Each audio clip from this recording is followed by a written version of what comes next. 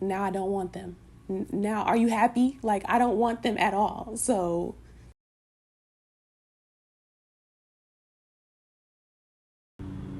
alrighty. Y'all are gonna have to excuse the lawnmowers. Cannot control that, and I don't have time. I'm going live tonight. If you were not there, then you can see the upload afterwards, but I'm going live, so I need to hurry up and film these videos. If you watched the last one, you saw that I was also in this unusual position because I need to be really comfortable while talking about this. It's very personal and very uncomfortable, but I want to help anybody that needs to hear these things, that needs to feel like somebody can relate to them and what they have going on. Yeah. And yes, I do sound different. I'm kind of lowering my vibrations talking about this, but I feel like it is necessary and I feel like somebody will benefit. So here we are. To my parents, I love y'all. We have had certain discussions about these things. Some we have not talked about that much, but I love y'all. I know you're probably curious about the title, but this is pretty much like a series of like things that made me feel ashamed or guilty about the subject of sex. Starting from when I was about 11 or 12. Oh, no. This starts before then. This starts when I was really young. Several instances where, things happened and I was molested several times by several different people in several different situations. Won't go into detail. That's what happened. Also, growing up, sex was always referred to as nasty stuff. It was just presented as sex is bad, don't do it type thing. No real information about what it is and its purpose or anything, like even the biological part of it, like none of that was explained to me except for in school, and anything else that I learned about sex was on the internet or through other people. I didn't even get a period talk. I remember that like my cousin had a book that taught girls about their bodies and stuff like that, and then luckily I had a seminar in middle school ironically right before I started my period. They gave us some pads and they basically told us what it was, but I still didn't really, like, it wasn't personal, so I don't know.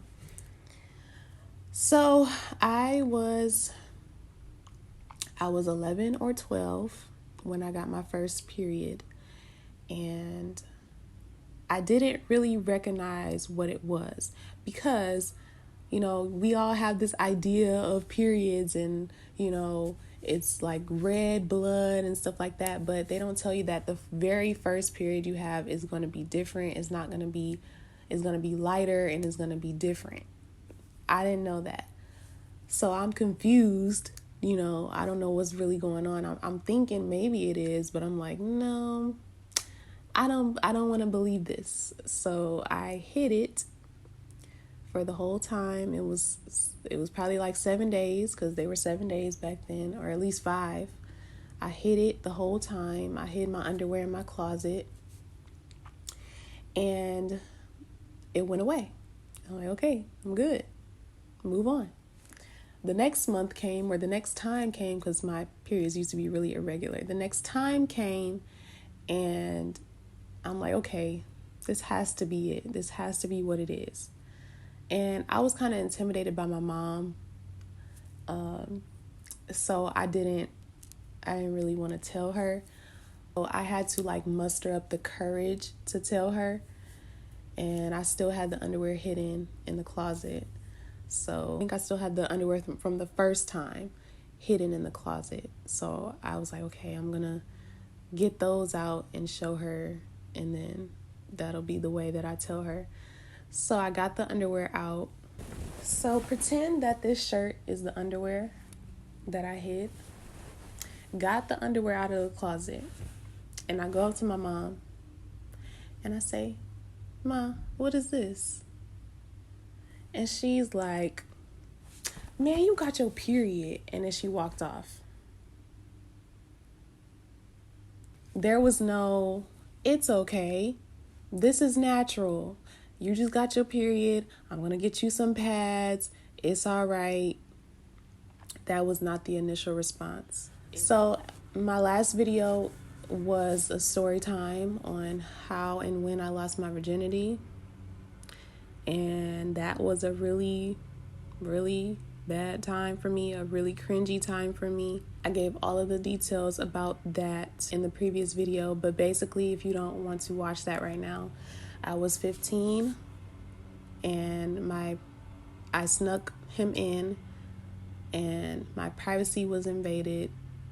My trash was looked through. Condom was found. Everyone in the family knew my business. And I was humiliated repeatedly. I was shamed. I was made to feel like, it was the end of the world. Like I was just gonna be pregnant and my life was gonna end and I would never have a future. That's what it felt like to me. But I have a stepbrother who is a year older than me, and he's given condoms and nothing, like there is no blinking twice. Like it's natural. Oh, it's like my dad doesn't have a son. I'm his only kid, and I know he, it's his stepchild or whatever, but from all sides, from society, from everybody, when that happens with boys, it's like nothing is nothing. It's like, that's my boy. When for a girl, it's like, you're a hoe. Regardless of the situation. Basically, I wasn't given a sex talk. I was not told what to do when a boy tries to coerce you into having sex and when he threatens you. I'm sorry for the lawnmowers. I was not talked to about that by my parents, so I was ill-prepared in a way. I was just told not to do it. I was just told to wait till I was 18. I was just told that sex is bad. I was just told that you're gonna get pregnant. Also, when I was younger, I was not allowed to wear certain things like shorts and just certain things I wasn't allowed to wear, which I understand. But it was to the point where it was so beaten into my head that I felt weird growing, like when I got older, I felt weird wearing certain things. To this day, I don't feel right wearing hoop earrings. I never wear earrings, and if I do, they're only studs. I don't think I will ever feel comfortable wearing hoop earrings. I don't know. I don't like them.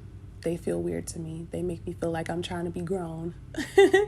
Going back to you don't try to be fast. Don't try to be grown. She thinks she grown. That's what we hear all the time as little girls in the Black community. And I made it a mission to not hear that from adults because I didn't want to seem like that. I didn't want to seem like I was trying to be fast or nothing like that. So I didn't start feeling comfortable wearing dresses until recently, dresses and skirts, until recently, very recently, like within the last couple of years. Like really comfortable, like not feeling some type of way when I'm wearing them. And then, it's a lot. Having a certain body type and having certain features that you cannot help, you want to wear stuff or you do wear certain things and it's like somebody always has something to say. Regardless. And it doesn't matter. In my experience, it does not matter what I wear. People will still holla at me. I was downtown one time, walking on the street with a turtleneck on. Somebody reached out and tried to touch me. A turtleneck. It does not matter what I wear. It does not matter. But when I want to feel cute in myself, I get ridiculed because of other people, because of how other people will look at me. I can't feel comfortable wearing what I want to wear or just being how I want to be because of other people or because, of how the world is, how society is. So when I tell my parents that I need therapy, The question is, what's wrong with you? But this is what's wrong with me. Like this. I have issues with guilt and shame to this day that I'm just now really like a little bit getting over. I have issues with, this is very, very personal. I have issues with getting there in terms of sex. So yes, I do need therapy. Yes, I have been damaged. There has been some trauma. Yes, I need therapy. Therapy is very normal. Very normal. When I first planned this video, it was actually in 2019, and I was really upset when I thought about everything and when I put everything together. I was really upset, but now it is what it is. Like, me being able to share this story is, is good because I can help other people and things like that. Therapy is very important. I feel like everybody would benefit from it. And nobody should be ashamed of therapy, because what do you mean? Like, we all have issues. I mentioned that at the time that I planned this video was in 2019, and I was angry about the situation. And also at that same time, I was still getting harassed about pregnancy in the form of, oh, you're not pregnant, are you? It was like that type of energy. Like, you not pregnant? That, like, no, leave me alone. And now I'm at the point where I don't even want kids. And I don't know if it's a deep down, like, y'all thought I was gonna get pregnant. Well, now I ain't never gonna get pregnant. I don't know if it's that deep down. Probably is. But there are so many other reasons that I have, and that's gonna be another video. But yes, I have never been pregnant. I am very adamant on birth control and safety and protection and all of that, as y'all saw in my how to not get pregnant video. So, like, it was just very offensive for them to still be asking me that and to still have that energy towards me. Like, it was really annoying. Like, now I don't want them. Now, are you happy? Like, I don't want them at all. So, I can't even imagine people saying, like, oh, Brianna's pregnant. Because for so long, it would have been a negative thing. Like, it would have been looked down. I can't even imagine, even in a marriage type sense. It doesn't feel right to me. The thought of being pregnant, of even saying the words, it doesn't feel right. Like I said, of all of my cousins and stuff that I grew up with, I'm really like the only one that I can think of. Well, other than, couple. But yeah, like all of my immediate cousins and stuff like that, everybody has children or a child. And I'm the only one that does not or has never been pregnant. I'm okay. I do want to say that I am okay. And I am learning how to heal myself. And I am learning more about myself every day. And they're back. Thought y'all were gone. How many times do you have to go over the grass? At least it's making me feel better, because I started crying in the last video and I ain't like that. So yeah, I think that's the sign that I'm done talking about this. I have said enough. Of course, if y'all have any questions that are not too personal, or any comments that y'all want to say, leave them down in the comment section. If y'all made it this far, thank you. Thank you for listening. I hope that this helps somebody. I know that this will help somebody. I'm certain of it. And I hope that y'all get the help that you need. Thank y'all for watching, and I will see y'all in the next video.